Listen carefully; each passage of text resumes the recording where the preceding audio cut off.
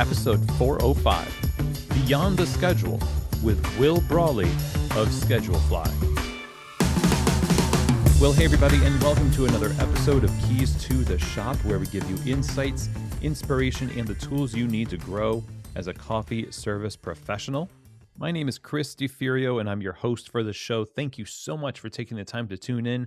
Be sure to subscribe to Keys to the Shop so that you don't miss any of the episodes that come out. We do about 10 episodes per month, all with a unique angle on relevant topics around roasting and coffee shop operations, leadership, coffee quality, and more. So definitely hit subscribe wherever you're listening to this show right now, and also share these episodes with your team, with your friends, with your email list.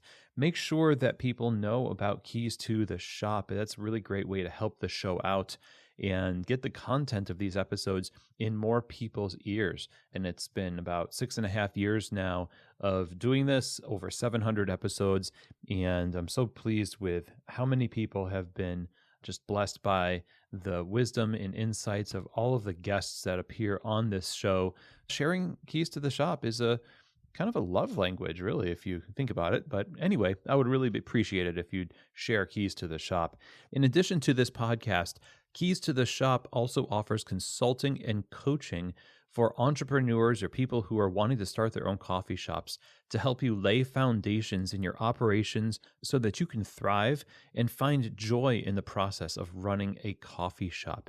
If you're already an operator and you've been in the business for a while and you've got some projects or specific issues that you need to get addressed, or you're just looking to scale your operations into the next phase for your business, one-on-one coaching with Keys to the Shop Consulting is a great option to help you find clarity and lasting solutions.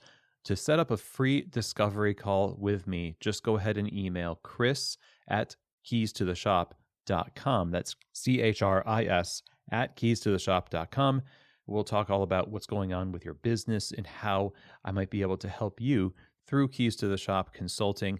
Again, that email for Keys to the Shop Consulting is chris@keystotheshop.com. And you can also reach out over on Instagram. Send me a DM. The Instagram account is just @KeysToTheShop. The innovation that we have today is unlike any other time in coffee history. One of the things that really stands out to me is the ground control Cyclops brewer from the folks over at Voga Coffee. I'm a huge fan of this brewer and its SCA award-winning technology. It gives you the ability to tap into a depth and range of flavors in your coffee that other brewing equipment just is not capable of. So this is the next level of batch brewing, but because of that award-winning technology, they're also able to make tea, batched iced lattes, batch cold brew. The extraction ability of this machine is off the charts. And all of this sets you apart in quality. It also sets you apart in that this opens up new channels for profitability and efficiency on your coffee bar. Go to groundcontrol.coffee to learn more about this amazing machine. The sale is going to be ending soon. Right now is the tail end of a great sale for Ground Control, 50% off a Ground Control Cyclops brewer. That's amazing. And supplies are very limited. Like I said, this is the tail end of this offer. So you want to get in on that. Go to groundcontrol.coffee. I really think that if you're looking to get the highest possible quality of coffee in your shop and set yourself up for success with innovation and profitability, using a Ground Control Cyclops brewer will absolutely help you achieve that. Again, check them out over at groundcontrol.coffee. The community of coffee is made up of people who spend their day in, day out life making coffee for people. And one of the things that you know as a barista, and I as a barista for decades have known, is that you're very tuned in to the quality, the minute little differences between different products.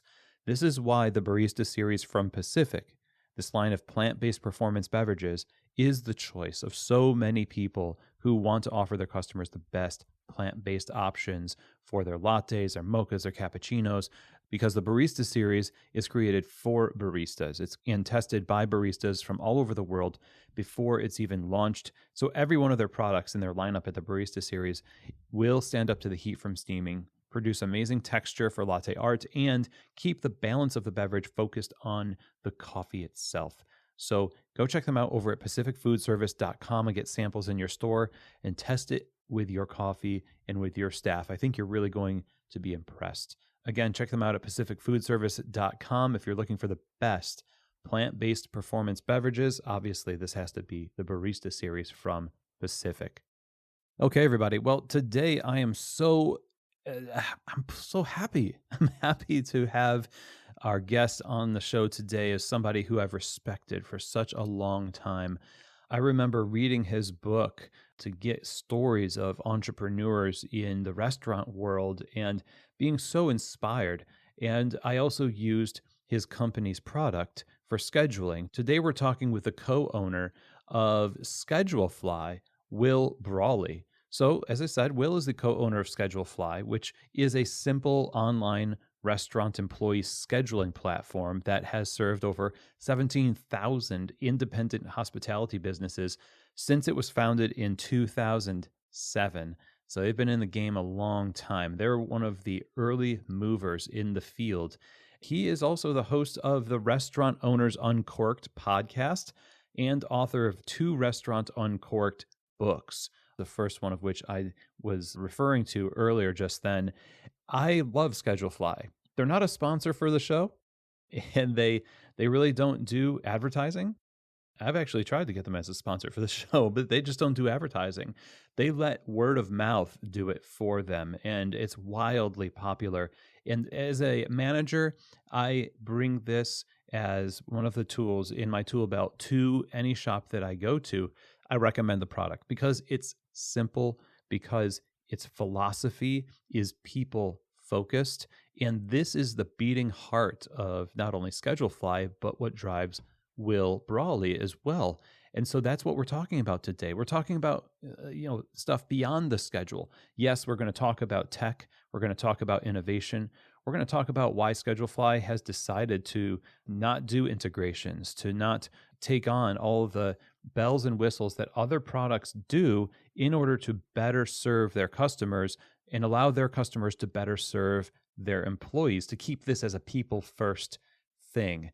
It's really evident by the rave reviews that Schedulefly gets that they're doing something so right to serve the needs of their customers. And you know that if you've listened to Keys to the Shop for a while, tools, tech, all of that stuff needs to be systems. They need to be servants to people and not the other way around. And that's the kind of philosophy that I love about Schedulefly, putting people first, because that's what hospitality is really all about. And so without anything else from me, let's get right to this conversation with the co-owner of Schedulefly, Wil Brawley. All right, Wil, welcome to Keys to the Shop. How are you doing today? I'm really good, man. I appreciate you having me. Yeah, absolutely. I have been kind of preaching the gospel of Schedulefly for a long time. I've used it over the course of my years in management. Whoever will listen to me and take it on, I think they've always been really pleased with it. And it is a simple solution, I think, for a not so simple environment of food and beverage technology, especially today. And more than anything, I kind of appreciate the philosophy that guides what y'all have done. And so it's really a pleasure to have you on the show to talk about that, just to give some insight into the Keys to the Shop community. A lot of people that obviously run coffee shops and have this just intimidating amount of options in front of them. So I'm really glad to get to chat with you a little bit. So I want to hear the story to start off here about how Schedulefly itself was conceived and what was its purpose for the food and beverage community. It seems like it's been kind of the same ever since it's been conceived. So you had to have a pretty strong why behind it.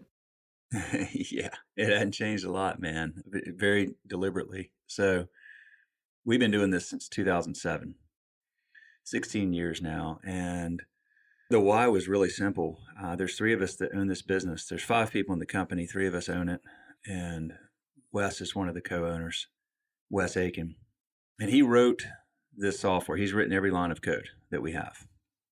He used to create the schedule in a restaurant in Wrightsville Beach, North Carolina, called the Bridge Tender back in the probably would have been the late 90s, early 2000s. He would go home on a Sunday afternoon, sit in his apartment and piece together a schedule, pencil and paper, based on all of the backs of tickets and sticky notes and everything he had compiled during the week of people wanting to work this day or not work that day or work only these hours or whatever it is. And he would piece this thing together over 2 or 3 hours on a Sunday and drive it down to the restaurant, post it up on the cork board in the back. And then the fun ensued because just immediately the schedule would change. People would come in and see when they're working. Oh, I don't want to work that shift. And can I trade with this person? And so it would just, it was all this work that would go into something that would just change immediately and continue to change throughout the week. And then you start all over the next Sunday. And a lot of phone calls, people calling in, asking, when do I work? A lot of people having to drive into work to find out when they work. And his idea was simply, gosh, I could write something that's web-based that would make this process a whole lot easier and eliminate the phone calls and let people get texts knowing when they work and see when they work on their phone and offer up their shifts with a click of a button. And somebody picks up a shift with a click of a button and the manager approves it with a click of a button. And you've eliminated massive amounts of time and stress and chaos. And so the idea was just to make, as you said, it's a simple idea. It's not a simple problem. And creating and managing a restaurant schedule on a weekly basis to this day, there's a lot of moving parts and a lot that goes into it, trying to piece together the right people to work the right shifts on the right days based on when they're able and willing to work. And so Wes had this idea of creating a real simple solution to that. And that was the origin of Schedulefly. And we put this out there on the internet in 2007. Probably the first 2 or 3 years, we were listening to customers and having them help us fill in holes and gaps and things that Schedulefly didn't have that they really needed. And when we would hear requests in volume, it was very clear, hey, we should add that. And it's probably been a good decade since those requests, trickled down to just sort of random things that this particular person would really like, but we don't hear it from anybody else. And so we've probably said no 1,000 times for every time we've said yes over the years. And now we don't really have to respond much at all because we just don't get a lot of requests. We've kept the software clean and simple. It does its job and it does it well. And when people have questions, we are super responsive. And it has been 16 years of, I'll say it's like Groundhog Day around here. It's like that Bill Murray movie where you wake up every day and it's sort of the same. Again, that's been deliberate and intentional. We have not chosen to grow and add lots of bells and whistles that plenty other companies in our space have. We've chosen to sort of stay in our lane. We know who this works well for. We know who we want to serve. People grow into us, maybe off of Excel or pencil and paper or, a Google Doc or something. And then sometimes people will grow to a size where maybe they outgrow us. And we're totally 100% cool with that. Tell me a little bit about why you would say no to a lot of things that a lot of other people in your position would say yes to, simply out of the idea that, oh man, we got to keep up with the times because if we don't, we're going to be yesterday's news. And you've managed to have the longevity and sustainability in the midst of that. And it's a skill to say no in the favor of keeping things simple. It's a deliberate practice, man. It really is. We've had times over the years where we've questioned, like maybe we should be doing this. I mean, we can talk about integrations if you want. I mean, we worked on that a few years ago, started doing that, pulled the plug, decided not to do it for good reasons, and we won't ever do it again. We just believe that, look, first of all, we're not venture backed, which is 100% the reason we've been able to not continue to add things. We bootstrap this business so that therefore we make all the decisions. We don't have somebody breathing down our neck telling us you've got to add this, this, and this so you continue your growth curve. And, we've tried to build a business that does something very well, that serves a large audience, that will enable us to have a profitable business and have good life balance. And that's been important to all 5 of us for all these years. And so We've certainly sacrificed growth. I mean, we serve like somewhere around 6,000 restaurants right now. If we had given that we were out of the gate early before most of the other companies that we compete with now, I mean, we could have 5, 10 times as many customers right now, but we'd have 100 times as many problems, dozens, 100 times as many people that we have to manage, and we'd be, looking for an exit. This is something we can do. We've done it 16 years and we can do it another 16 years. No problem at all. Zero burnout, good balance, love our customers. Our customers are happy. We don't have people that, are frustrated that we don't have this, that, or the other, because if they become frustrated, they move to somebody that does. There's tons of other companies that do all those other things. And, we just want to serve people that like simplicity, that sort of have a cultural fit, Chris, that say, you know what, we like simple solutions. We like working with small businesses. We care about the software companies we work with, just like we do the purveyors of our food and, our coffee beans or whatever it is. They like that we're a small team of 5 and that we take great care of them. And that means something to the people that use Schedulefly. Right. And you're kind of saying this. And if I didn't know that I was talking to someone who owns a scheduling company, a scheduling software company, I'd think I was talking to a restaurant owner. There again, that's intentional. I mean, we look at the folks we serve, and look, there are people that own restaurants so that they can grow to 2 to 5 to 10 to 20 to 50 to 100, and there are those that do that, and there's those that do it really well. But the people that we've been so fortunate to serve all these years, by and large, I mean, our average customer has like, I don't know, I think it's like 1 3/4 or 2 locations. They're small, and they do something because they love it. They do something because they're passionate about it. They do something because they want to serve their community, and they build their business around that. And they don't need to continue to add a new location every few months and grow and have some big exit one day. They just love what they do, and they have a small team, and they try to make their customers really happy. And yes, that's exactly how we run this business. Right. So you're focused on the core functionality of what customers would want from a scheduling software. And that's obviously the trading of shifts and the clarity, the assist with when you work. And you've got the board where you can post memos and there's notes you can take on different meetings that you have. Walk us through a little bit about what the core things to you all are the most necessary in a scheduling software for a small business like a restaurant or a coffee shop. What we want to do is just make it super easy. It's a scheduling software and it's a communication software, right? So this is like a 24/7 conversation at a restaurant or at a coffee shop or a hospitality business where each week a schedule is created, and hopefully that schedule is very easy to create because your staff has gone in and they've plugged in, when they'd like to work, when they're not able to work. It's all in one place. It's super easy. When I'm creating a schedule, I say here, here's the day and the shift that I'm working on. These are the people that are available. Here's a list. And these are the people that have requested off, and here's a list. And of course, what never changes is that, once a schedule is created, things happen.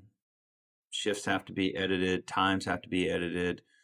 People want to trade shifts. And the goal, of course, is just to keep that real clean and real easy and real intuitive. And to intuitive to the point that 16 years in, we've never done a training session, not one.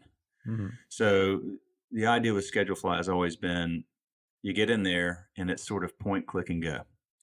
If there's something you need help with and you call us or you email us, you get an answer, the phone gets answered, or you get called back immediately, or you get a response really quickly.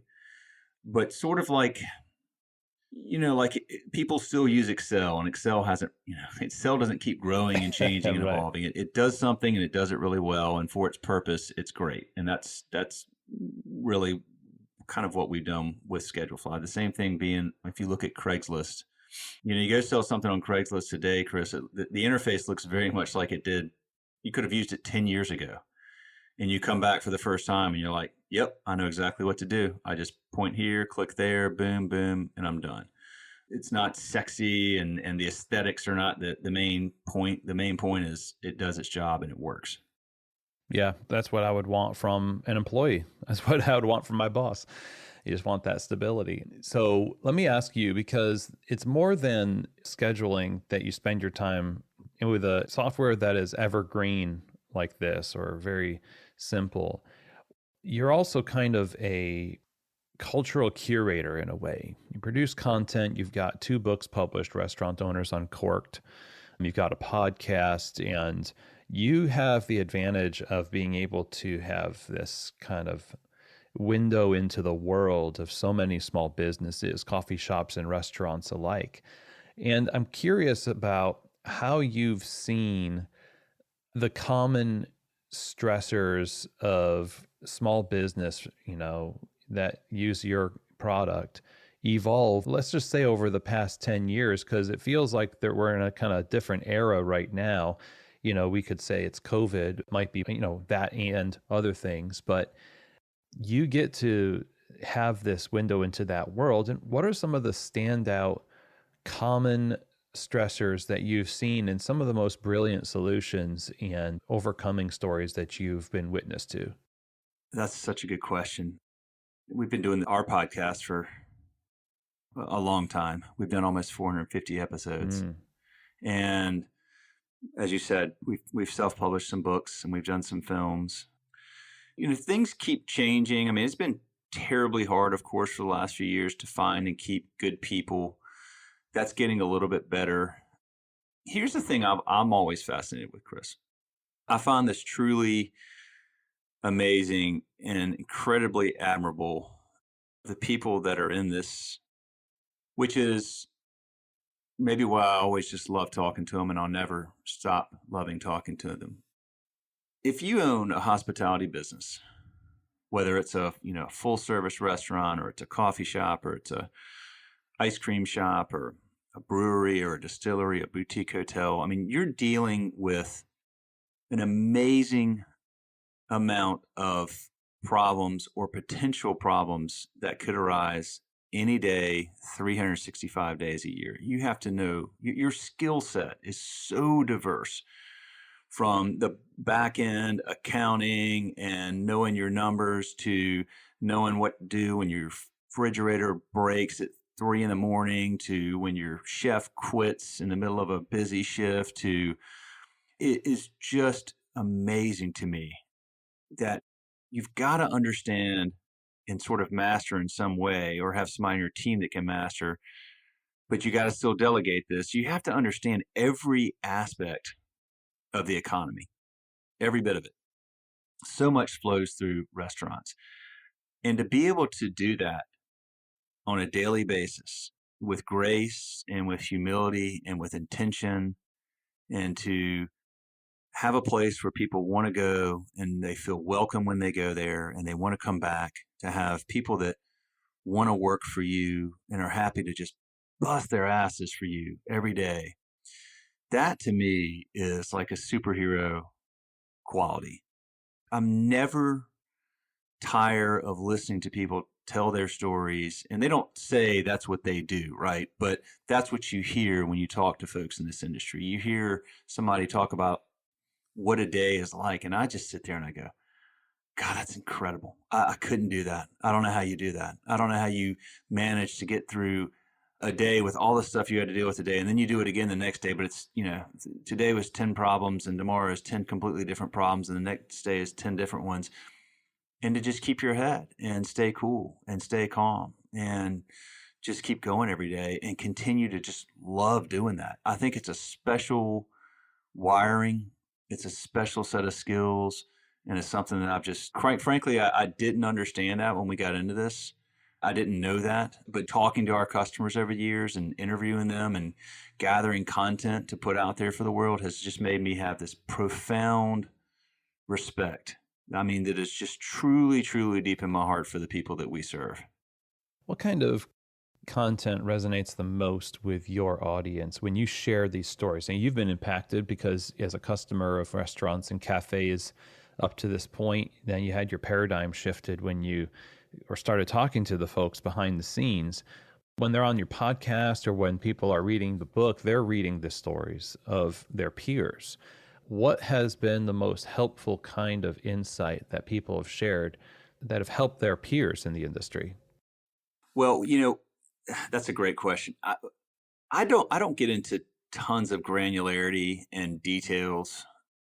We're more sharing stories, right? So, I mean, there are lots of other places to get lots of granularity and lots of details on, you know, how to manage your inventory properly or whatever. I just enjoy hearing people's stories. And to answer your question, I've had a lot of people that have been on our podcast that have told me afterwards, like maybe when we're done recording or some even during it, but they're like, that's kind of like therapy. I have my head down all the time. I'm got blinders on. I've got my head down. I'm just hustling and grinding. And it's really hard sometimes to just sit and think about these things. Because I mean, I just ask a lot of open-ended questions. Why do you do this? Why do you love it? And it's in their subconscious, but a lot of times they just don't have the time to sit down and articulate that. And so we've had a lot of people that have said, "Gosh, it's almost therapeutic to just listen to the podcast because I'm here in Virginia Beach, Virginia, listening to some owner out in Austin, Texas, and she shares the exact same issues that I share or concerns or whatever the case may be." So it's good to know, particularly with independent operators, is such a fragmented space and there's nothing that really binds them. And they are so focused on just running their business and getting through the day. It's nice to hear that, hey, you know what, there's for every issue you're dealing with, there's thousands of other people that are dealing with that issue too. Oh, I can totally see that. And I've had coffee shop owners say similar things at the end of recordings where, I've never really told our story like that or, had that kind of an excavation of the whys. And because, like you said, you're doing the work. The benefit of perspective is not one of the benefits of cafe ownership or restaurant ownership. Maybe before when you started, but then it's almost like a lot of isolation. That also is, relating to scheduling.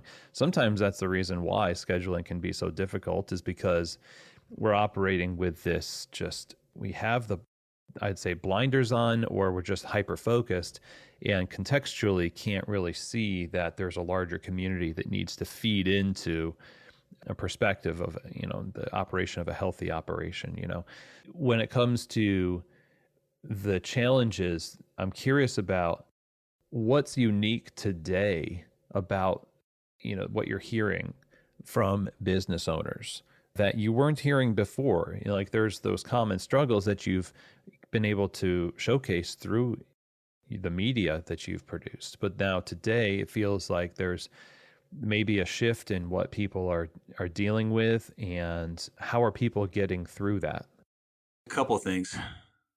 One, and this would be something that is certainly in our orbit, is that there are something like 300 restaurant tech providers, not scheduling providers. There's a dozen of those or however many there are, but restaurant tech providers, 250, 300, maybe more.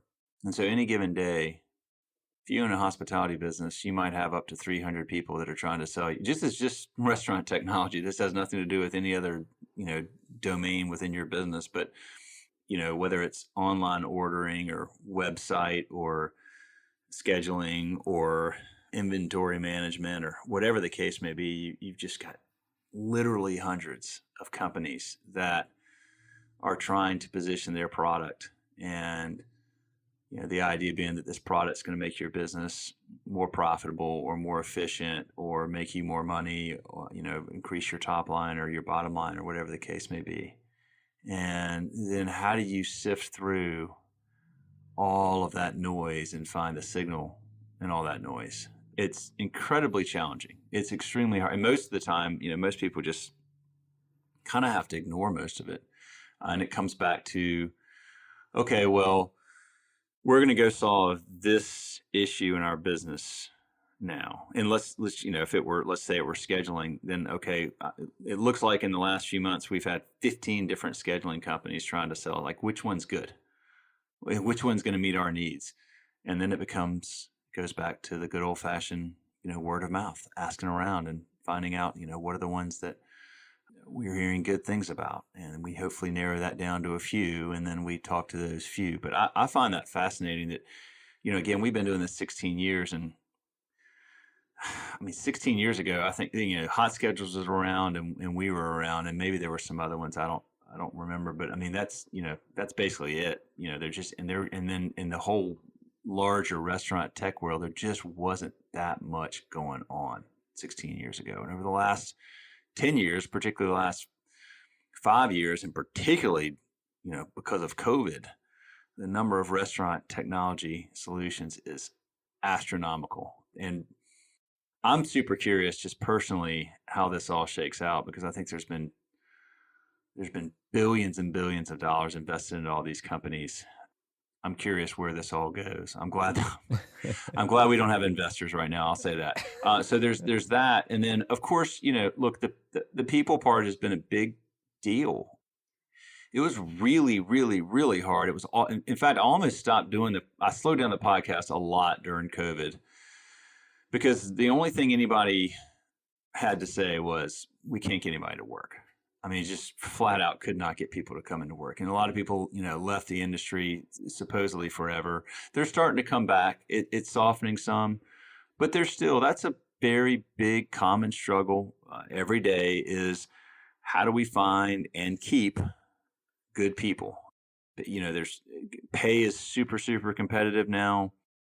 Restaurants are having to come up with unique and creative benefits and ways to keep their people. And I find the ones that have the ones that have invested the most into their culture and who have really made their culture a huge part of their ethos and their why, certainly have fewer problems with attracting people and keeping those people. That's been a very common thing that I've seen over the last couple of years. Yeah, that feels like that's something that I've also noticed. And as you're talking about the solutions that people are looking to solve their problems, it's the people who have the why that know exactly what the problems actually are, rather than having a nagging kind of generalized weight, this amorphic, like, there's a problem, I need a solution. Well, everyone's there to give you a solution, but if you don't know what or know how to prioritize what's the most urgent based on who you are, if you don't have organizational self-knowledge, I'd say it's really difficult to even just choose to be decisive in moments where decisions are probably the most needed. Absolutely. No, I completely agree. And when you're talking about tech, it's almost as though hospitality, the industry of hospitality, needs to have some hospitality given to it, because Danny Meyer says hospitality is when you do something for someone, not to them. So with all these options, it feels like people are doing something to you. And it's like when you walk into a restaurant or a cafe and there's a menu that's so intimidating, it's not really thought out so well as to say, like, who's our audience. It's just saying, let's just give you as much as we possibly can. And then hopefully that impresses you and that will attract you. And it sounds like it just kind of shuts people down. Yeah. I mean, I like that definition of doing something for, not to. I find it a fascinating concept that I think about often. Is it depends on the concept, it depends on the restaurant or the hospitality business and what you want to do, but this is a business of people, period.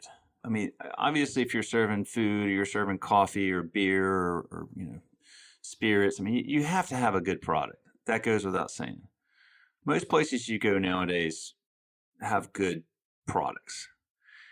The difference is the people. The difference is how do those people make you feel when you come in that door?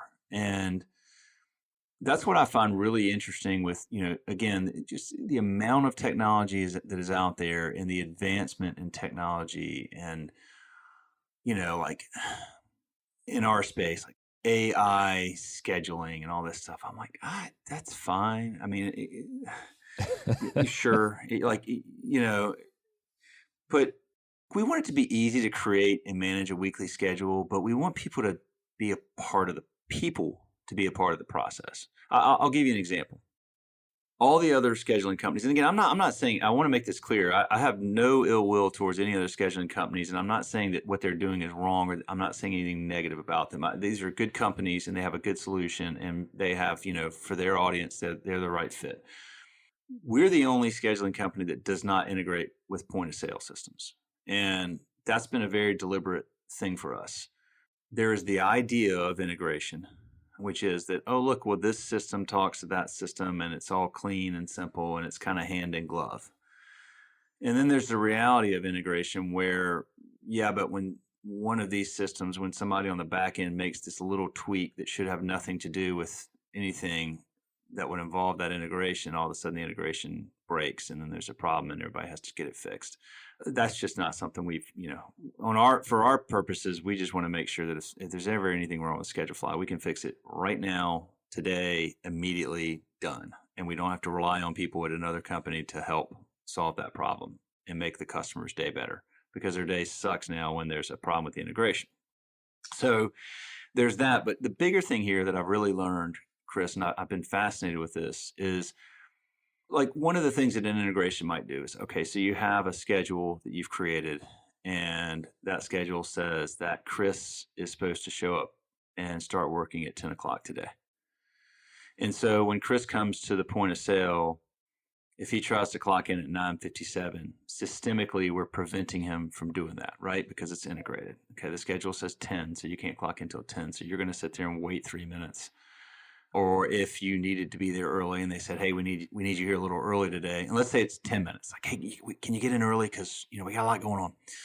And then you get there, and then you got to go find a manager, and the manager has to come over and key something into the point of sale just to let you clock in. But the bigger reason that's being done is we're trying to manage our labor costs, and we want to make sure that if Chris clocks in 3 minutes early, we don't want to pay Chris for 3 extra minutes of labor that we didn't schedule. So that's fine. But there's the philosophy of whether that should be done systemically, where the screen is preventing you from clocking in early. Or what we see from our customers is it's done culturally, meaning that, look, when we have you on the schedule, we don't want you to clock in early. And there's a reason for that, because we schedule a certain amount of labor costs. And for this business to run well, and for us to be successful, and for us to be able to pay you well, and for you to benefit, we got to make sure that we're not spending, more than we project on labor. So, hey, if we have you scheduled at 10, unless you're told to come in early, just let's not clock in until 10. And that's managed through the culture, and it's managed through, the employees self-policing it, things like that. And so we see organizations that you would think maybe should have outgrown us, because maybe they've got 10, 12, 15 locations. And that tends to be when they say, hey, we need more, we need integration, we need more stuff. We have some that have been with us for many years with a lot of locations, and they don't need or want all those integrations. And by the way, those things, they're expensive, and I mean, they don't just come free. There's a cost and all that. So I've just found, I've noticed that it goes back to the culture, and it goes back to the people, and it goes back to, do you have a culture of trust and respect for your team, that when you ask them to do or not to do something, they'll do that. And when that culture is really rich and it's run well, then I've noticed that people don't need all these technologies to be the police and to enforce things. They let their people do it. And you happen to notice that when you go to these places, which I do, and I travel a lot and I see our customers, and their culture is awesome, and they have great people, and the people make the experience awesome for you. And you can tell they're just going to keep thriving as long as they're running their business, because they get the culture piece. That's a really long answer to that. But anyway, that is something I've seen very clear to me, that sort of bifurcation between the type of culture you have and then how many systems and tools you're going to need to manage that culture versus your people managing that culture. I love what you just said. I think that was amazing, because in this environment right now, the fear that owners have, being pulled in a bunch of different directions, putting out fires, they just want to offload something. And there's a big difference between delegation and abdication, and the idea that I'm going to let this do the thing for me that really, like you said, it's a people business. And scheduling is probably one of the biggest people things that you do, because it's orchestrating what happens with the people in your business. If that becomes dehumanized in a way, you lose touch with the culture. So it holds you accountable, keeping it within your purview to curate and put into your system the resources to help that culture, thrive. It is so critical. And I don't know that, with all of the technology and, delegating these things to computers and systems and stuff, these have to be servants to people, not the other way around. And I have personally seen the ill effect of wanting to just be done with it, giving it to something, and then having it negatively impact someone. Well, let me give you another example of that. And I'll stick to, what I know, which is the scheduling piece. So I think we're probably the only scheduling provider where when somebody offers up a shift, everybody gets alerted. That's the same everywhere. But with Schedulefly, the first person who picks up the shift is the person who gets to attempt to pick up the shift. Now, the manager gets alerted and says, Chris just gave up his shift on Tuesday at 10 a.m. and Will wants to pick it up. And the manager makes the decision. The manager may say, perfect. Will's perfectly suited for that shift. Great, approve. Or the manager may say, no, that's an important shift. Chris is, a 10-year veteran. Will's his third week on the job. Will can't have that shift. And then they have to decline it. And so Will gets notified your shift was declined. It goes back up. Somebody else can request to pick it up. Okay. Other softwares will allow any number of people to try to pick that up. Let's say, Chris offers up a shift for Tuesday at 10 and like 8 people request to pick it up. And then the manager just says, oh, I'll just pick Brad because Brad's the best person. And then the other people get notified, hey, you didn't get that shift. Well, so we've had customers who've said, hey, I've used other softwares and they allow as many people as want to pick it up. And then I get to pick the one, I have to tell people no. I have to say, no, you're not ready for that shift. And I'm like, yeah, exactly. You do. And guess what? You get to manage that situation. You get to have that conversation with Will and tell Will, look, you've only been here 3 weeks. I'm not going to let you have this shift, and here's why. Which means you get to help Will understand your thinking and your decision-making and the culture at the business and why that's important, why it's important to have the best people on the best shifts or the most experienced people, that is, right? We give you the opportunity to have that conversation. Whereas if every single time Chris gives up a shift and 8 people try to pick it up and Will's one of them, Will never gets it, but Will never has anybody explain to him why. Is Will going to want to work for you much longer? Is Will going to benefit? Is your culture going to grow better and stronger because of that? Or is it just going to be, you know what? Forget this place. I don't know why, but every time I try to pick up a shift, I don't get it. I'm going to work somewhere else. And then you lose that person and all the expense that comes with turnover and never had that opportunity. So we have very intentionally tried to find that careful balance between having a tool that solves a problem and makes things easier and quicker for you, but doesn't do everything and eliminate people from the process, which is what that long answer I had earlier was started with, the whole idea of like AI scheduling. We still think that people are the most important part of any successful hospitality business, and they've got to be involved in building a schedule. They have to be involved in managing a schedule.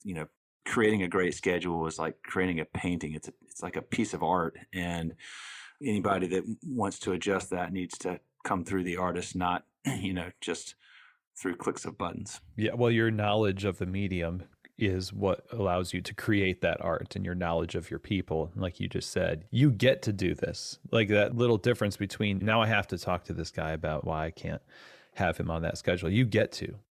Yeah. And that goes back to the culture piece. Like that's, the people that use our software and love our software and will never, ever leave Schedulefly as long as we're doing it. That's how they manage their business. So I've really learned that like we're here not just for people that like simplicity. We're here for people that put people at the very center of their culture and understand how important it is to have people and not systems doing all the work. Man, well, I'm glad to have people like you doing this. So really, it's been awesome to talk to you, Will, and appreciate all of what you and the team do at Schedulefly, always have, and it's highly recommended. Personally, I've used it many, many years, and I think it's awesome. And I love the passion you have for the industry and for people. So where can people go and learn more about Schedulefly and whether it's a fit for their business? They can go to Schedulefly, just go to schedulefly.com. There's a 30-day free trial. And if you sign up for it, we don't even get your billing information. You just sign up and you start using it. You won't hear from us unless you need anything. If you need anything, we're all over it. If you want to call me, you're very welcome to. And I'm going to give my cell phone number right here, right now, because my cell phone number it's literally on the website, on the public facing. I think it's on like more than one page on our public facing website. So I have no problem with that. My cell phone is 704-906-2031. So I'm happy to speak to you if you have questions or want to learn more or just, about anything. Give me a call or shoot me a text. Excellent. Thanks so much, Will. It's really a great time talking to you today. Pleasure to have you on the show. I appreciate the opportunity, Chris, and I appreciate what you're doing. And thank you for that. And I know your audience appreciates what you're doing as well, and you do it very well. So kudos, hats off, man. And thank you for the opportunity. I'm super honored and humbled to have this chance. Okay, everybody. Well, I hope that you enjoyed that conversation with Wil Brawley. Thank you to Will for being on the show. Appreciate your heart for people and your steadfastness in keeping things simple and focused on the people that are using this product. And I resonate so much, if you couldn't tell in this conversation, with the idea that we need to be so intimately involved in communication, face-to-face, relationship building, and that tools like scheduling and other things, they must be assets to that and not replacements for it. And so that's why I always recommend Schedulefly to my clients when I can. And I've been so pleased to use it over the years of my own experience in management in coffee shops. So if you're interested in learning more about Schedulefly and using it in your shop, go ahead and visit the website. That is at schedulefly.com. And I would really recommend that you tune into the Restaurant Owners Uncorked podcast as well. Get those books that Will has written of the same name, Restaurant Owners Uncorked. Now, if you have any questions, comments, or feedback for me about today's episode or any episode of Keys to the Shop, go ahead and send me an email. Chris@keystotheshop.com is where you can do that. It's also where you can reach out if you're interested in working one-on-one with me for coaching and consulting for your business. You can set up a free discovery call with me by emailing chris@keystotheshop.com, and I would really look forward to hearing from you. So now I want to make you aware of the upcoming events. Of course, I'm talking about Coffee Fest. Coffee Fest is coming to 3 more cities this year in 2023, and I'm going to be at all of these shows. And I've been going to Coffee Fest for a better part of 20 years now because it is one of the highest value events in the industry. I truly mean that in terms of if you're looking to get equipped, resourced, get insights for operating a great coffee shop, Coffee Fest is second to none. They've been in business now for 30 years putting on these shows. One of the things that really makes it amazing is the free and accessibly priced trainings, workshops, and lectures, the panel discussions. Of course, the community is gathered there, so you get to meet awesome coffee people from all over the country when you go to Coffee Fest. And it really energizes you and your team. So you can get 50% off your registration when you use the code KEYS, K-E-Y-S. And when you sign yourself and your team up, just put that in for the Louisville show coming up in June. Then in August, we have Anaheim, California. Later in the fall, rounding out the year with Orlando, Florida. So go to coffeefest.com to learn more, and I hope to see you there. Again, go visit them at coffeefest.com. And with that, that is the end of our show today, everybody. Thank you so much for taking the time to be a part of this show, to listen, and every episode, just take what you learn and apply something in your business, in your life as a professional. That is one of the most encouraging and rewarding parts about this business of podcasting and consulting for me is that there is a forward evolution, that there's an application of the knowledge that we put out here on the show. And so I would encourage you, choose something that you've learned and apply it over and over until you see the fruit from that here and in your business. Thank you very much, everybody. And as always, I hope that this episode has truly given you keys to the shop.